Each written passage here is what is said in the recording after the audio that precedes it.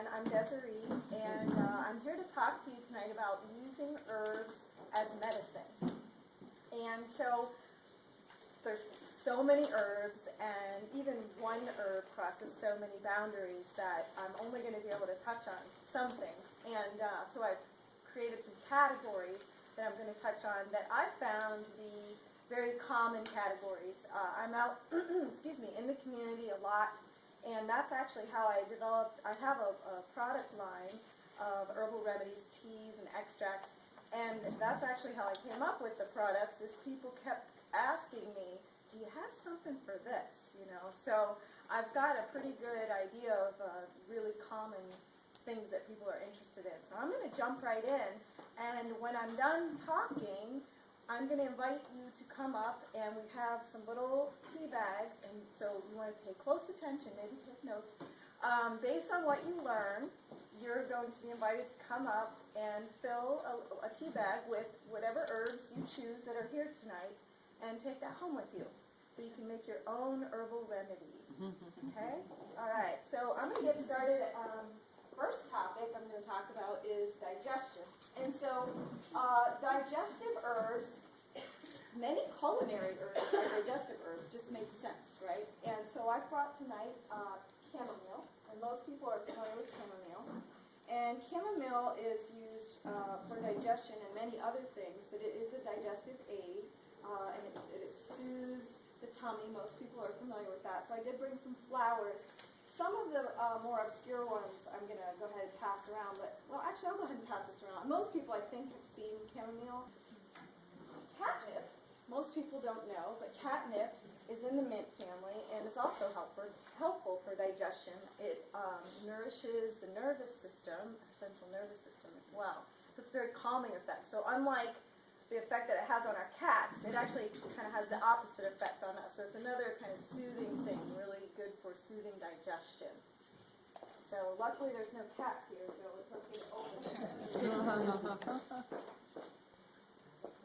I've actually been at markets where cats, you know, they have a really great sense of smell. They'll just jump right up on the table because I have the catnip in one of my teas, and they just know it. So marshmallow root. This is one of my favorites. When you get this, you'll see it's got a very nice sweet smell and actually a sweet taste. And marshmallow root is what's called a demulcent, and it's very mucilaginous, and so it coats the mucous membranes and makes everything slide on through really easily. So this is a favorite. Wow, it gets really slimy, right? Yeah, it gets really slimy when you do that. But that's why it just slides on through, helps everything slide on through. Fennel. This is another favorite of mine that most people are familiar with. And it's used in a lot of culinary things.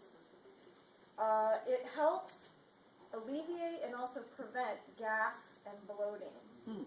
So, and if you have a dish that has a lot of garlic in it and eat some fennel when you get done, it will help minimize your breath. So I'll even throw a couple seeds in my mouth and chew on them after I've had a garlic or even a rich meal. Onions don't necessarily agree with me, so I'll eat some fennel after I have onions. So this is a good one.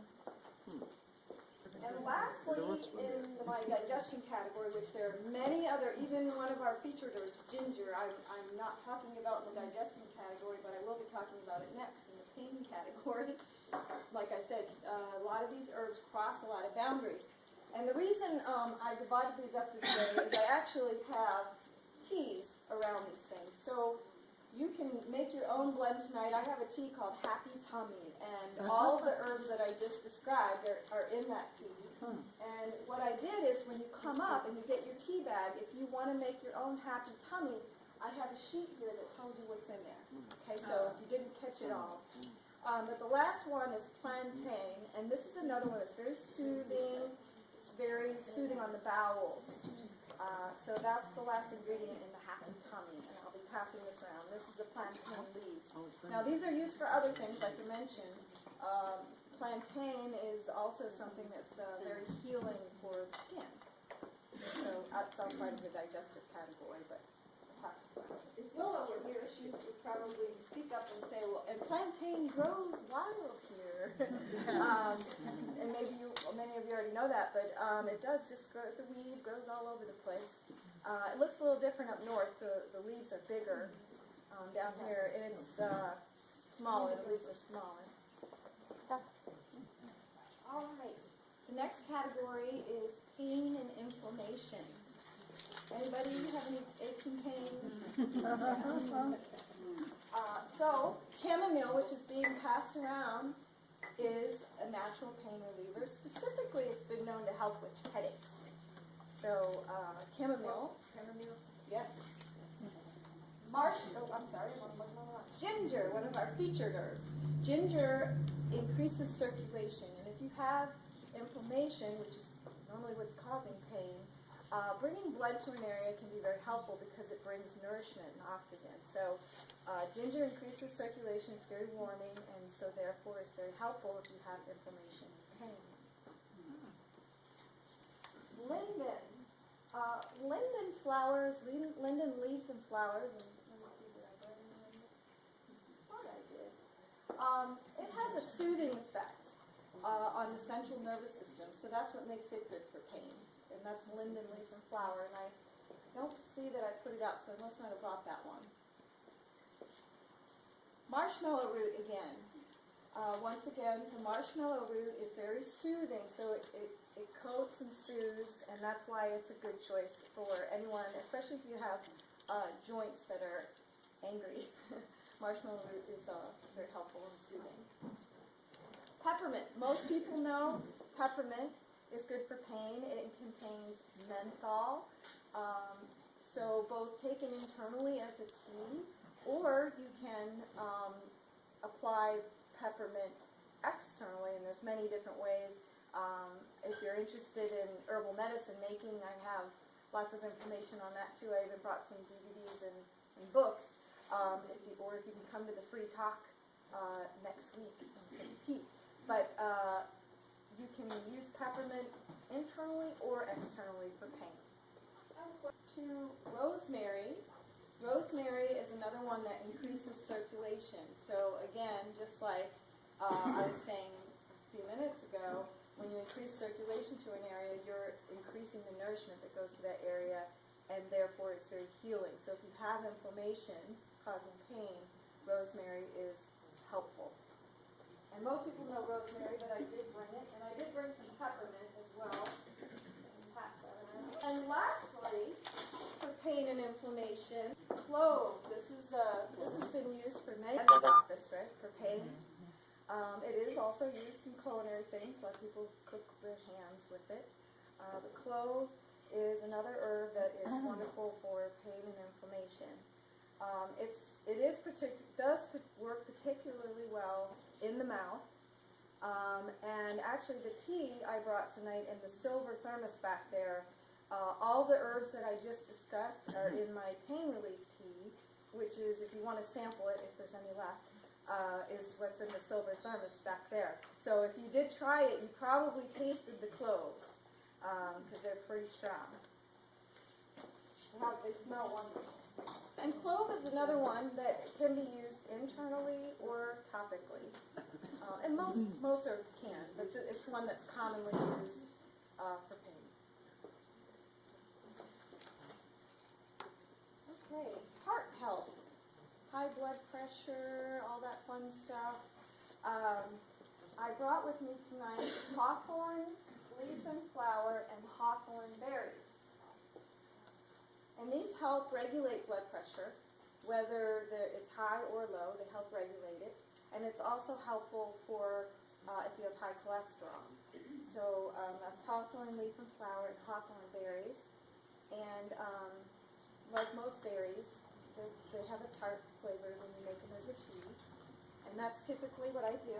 And again, right now I'm moving on. I'm going to list for you, these are herbs. I have a tea called Healthy Heart. So if you're interested in cardiovascular health or having a tonic for your heart, you'll want to look at this sheet when you come up and see the herbs that are here. And I'll be continuing on talking about those.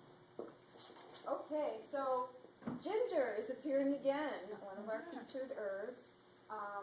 And I did bring some ginger. Ginger has a soothing effect and can help even with calming anxiety. A lot of people know ginger for digestion, but it is a blood mover as well, and it is helpful for cardiovascular health. And it smells really strong. It's a lovely smell.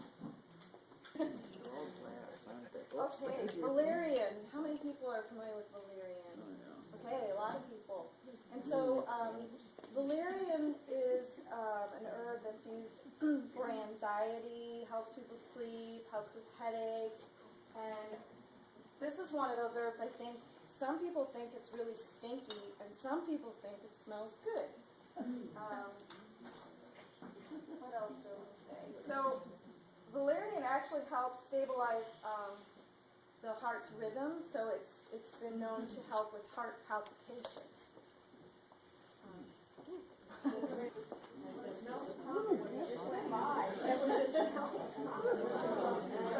And then lastly, in the heart health category, I have motherwort. This is one that's more obscure. Most people haven't heard of motherwort. Motherwort. So this is another one. It's a tonic for the heart, and it can be helpful for heart palpitations. Motherwort. Clove. Okay.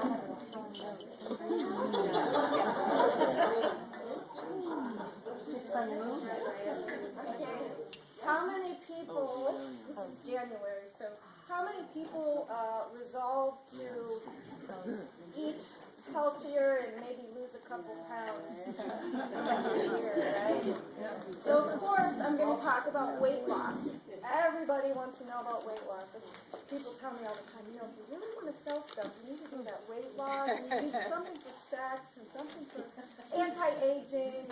So I do have a Slimmer You tea, but this is a very nourishing tea, and I take the angle of if your body feels nourished, then you'll feel satisfied, and so you won't be looking for something to snack on, unnecessarily, or craving things, because you'll have what you need.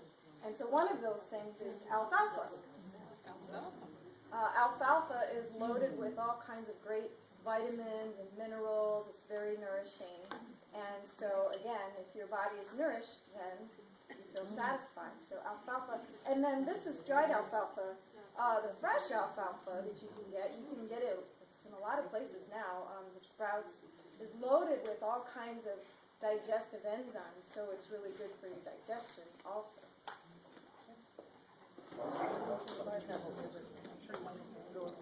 Similarly, dandelion leaf has also got lots of vitamins and minerals, and any of these really green things do. And dandelion leaf has a lot of potassium. It's a natural diuretic. A lot of people ask me when they buy this tea, is this going to make you go to the bathroom? But they're less worried about the diuretic part. They're more worried about the other parts. A lot of weight loss products are that, kind of clean you out thing. And so no, these herbs are very gentle, although I do have the Make You Go-Go tea I brought. That will clean you out. This is dandelion leaf.